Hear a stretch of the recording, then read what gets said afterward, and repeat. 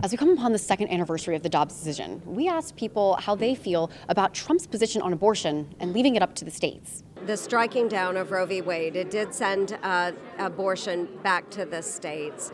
But I think it's incredibly important that we continue to support life where and how we can. Well, what I feel about the policy of abortion in any presidential candidate right now is kind of irrelevant because it now the power to the states. It should be up to the states to decide what they want it to do. And so that is where the dilemma for some is. I'm pro-life, I without exception, and that is just where I'm at.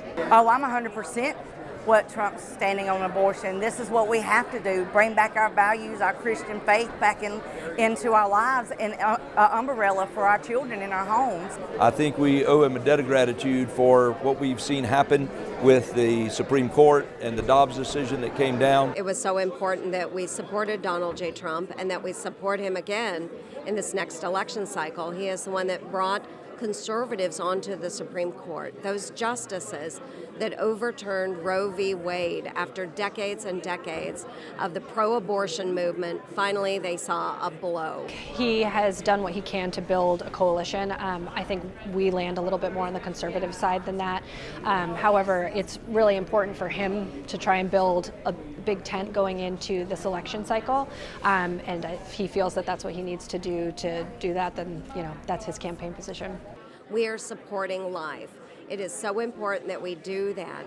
And again, moving into the next election cycle, Americans have learned if you want to support life, support President Trump. The important thing is that the message continues to go forward about the miracle of life. And Donald Trump has been a defender of life from the beginning. The U.S. Constitution preserves life, protects life.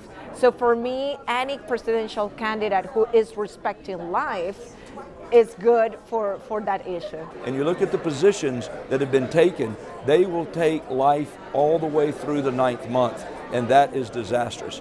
Can I live with a president who wants to kill babies up until the moment of birth like Joe Biden? No, I can't.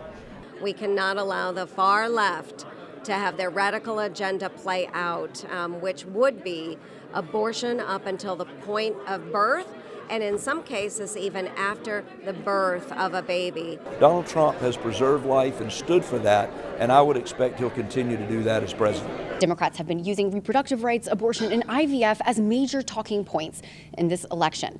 We will see if Trump's position will get him over the finish line in November. From Washington, D.C., I'm Amy DeLaura for Washington Examiner.